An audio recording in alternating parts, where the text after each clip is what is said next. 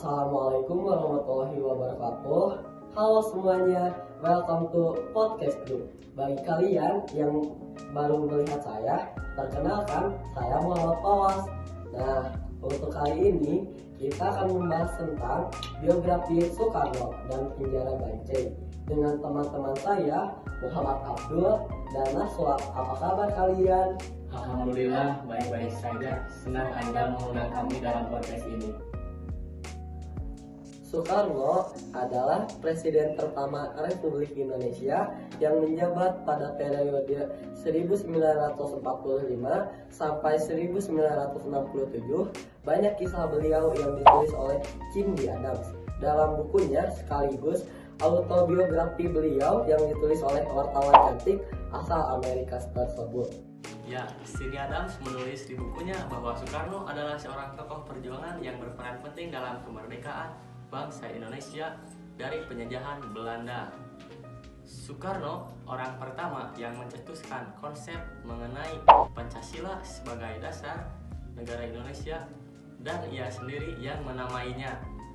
Soekarno yang memiliki nama asli Kusno Sosrodihardjo lahir di Surabaya, Jawa Timur pada 6 Juni 1901 dan meninggal di Jakarta pada 21 Juni 1970. Ayahnya bernama Raden Sukemi Sosrodihardjo dan ibunya Ida Ayu Nyoman Rai. Semasa hidupnya beliau mempunyai 9 istri dan dikaruniai 11 anak. Apalagi menurut saya masa kecil Soekarno dan pendidikan yang dinyam beliau begitu hebat. Masa kecil Soekarno hanya dihabiskan beberapa tahun hidup bersama orang tuanya di Blitar. Semasa SD hingga tamat, beliau tinggal di Surabaya. Indekos di rumah Haji Omar Said Tokrom Minoto, politisi kawakan pendiri Syarikat Islam. Kemudian, beliau melanjutkan sekolah di HBS. Saat belajar di HBS itu, Soekarno telah mengembleng jiwa nasionalismenya. Selepas lulus HBS tahun 1920, beliau pindah ke Bandung dan melanjutkan studinya di THS. Dari studinya tersebut, beliau berhasil meraih gelar IR atau insinyur pada 25 Mei tahun 1926. Saat di Bandung, Soekarno tinggal di kediaman Haji Sanusi yang merupakan anggota Serikat Islam dan sahabat karib Tokrom Minoto. Di sana ia berinteraksi dengan Ki Hajar Dewantara, Cipto Mangunkusumo, dan Dr. Douwes Dekker yang saat itu merupakan pemimpin organisasi nasional Indische Partij.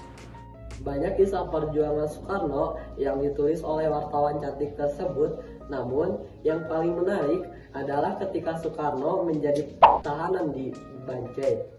Apakah menurut kalian tentang kisah penjara Bancai ini? Kisah penjara Bancai yang ditulis oleh Cindy Adams ini begitu menarik di mata saya. Di saat itu, Bancai adalah penjara tingkat rendah, didirikan di abad ke-19. Keadaannya kotor, bobrok, dan tua. Di sana ada 2 macam sel, yang satu untuk tahanan politik, satu lagi untuk tahanan PPTK. PPTK ini merupakan sebangsa ikan yang murah dan menjadi makanan orang yang paling miskin. Adalah nama julukan untuk rakyat jelata pada saat itu. Ya, apalagi keadaan beliau ketika masuk, rambutnya dipotong pendek sampai hampir botak dan Soekarno disuruh memakai pakaian tahanan berwarna biru dengan nomor belakangnya. Suatu petak yang terdiri dari 36 sel itu menghadap ke pekarangan yang kotor. 32 buah masih tetap kosong. Dimulai dari ujung, maka 4 buah nomor yang berturut-turut telah terisi. Soekarno tinggal di nomor 5 dan Gatot di 7. Esoknya paginya, Maksum dan Supriyadinata atau 2 orang wakil PNI lainnya dimasukkan berturut-turut ke nomor 9 dan 11. Penahanan Soekarno dan wakil PNI ini terlihat mendadak. Gatot, Masnyan, Supriyadinata, dan Soekarno dipisahkan sama sekali dari masyarakat luar. Tidak boleh menerima tamu, tidak ada hubungan. Tak seorang pun yang dapat mereka lihat, termasuk tahanan yang lain. Tak seorang pun yang dapat mendekati kami. Setelah beberapa hari, datang seorang penyelidik khusus dan berlangsunglah pemeriksaan. Ia menanyakan Soekarno minggu demi minggu selama 3 bulan. Soekarno tidak mengerti mengapa dia begitu susah-susah. Persoalannya sudah cukup jelas, ini bukan perkara perampokan. Dalam hal mana mereka harus menyiasati di mana barang-barang perampokan itu disembunyikan. Ini bukan perkara kejahatan, di mana mereka harus mengetahui sebab-sebabnya. Mereka tahu apa yang kami Soekarno dan mengapa kami mensukarnokannya.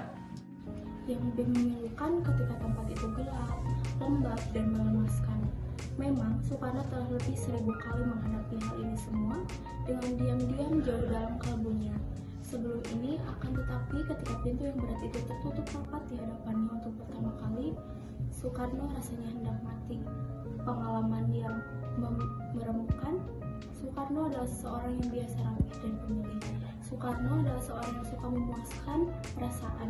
Jelas sekali Soekarno menyukai pakaian bagus, makanan enak, mencintai sesuatu, dan tak dapat menahankan pengasingan, kekotoran, kesoekarnoan, penghinaan-penghinaan keji yang tak terhitung banyaknya dari kehidupan tawanan. Mungkin hanya Cicaklah yang menjadi kawanannya selama beliau menjadi tahanan Bancai.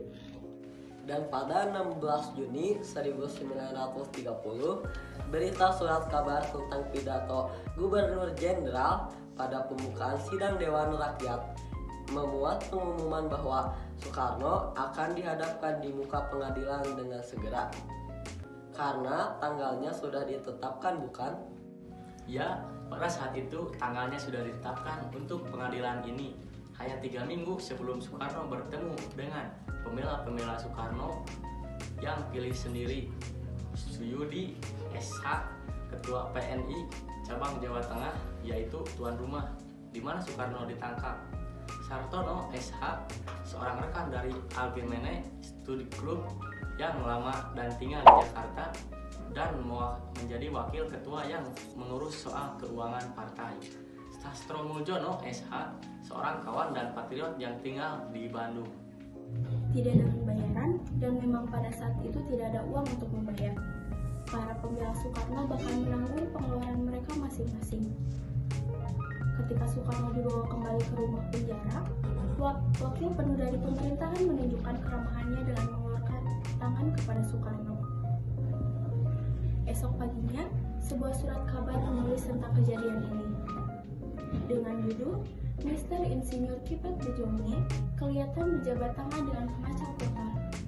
Sesudah tiap sidang yang banyaknya 19 kali itu, maka ada seseorang Belanda yang berani memuat tulisan-tulisan di surat kabarnya mengenai persoekarnoan yang sungguh-sungguh tidak adil.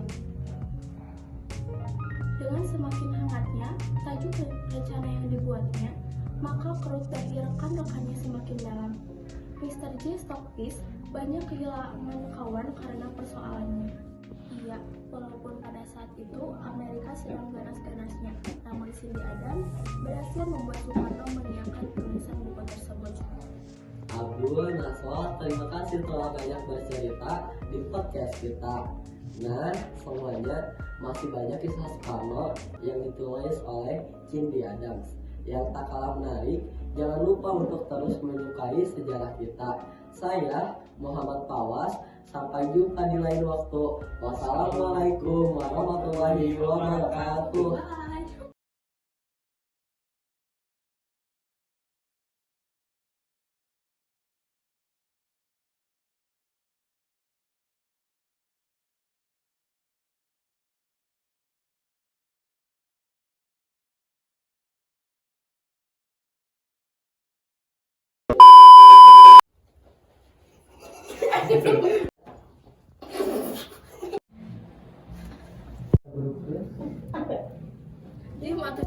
Halo semuanya, welcome to podcast group. Iya.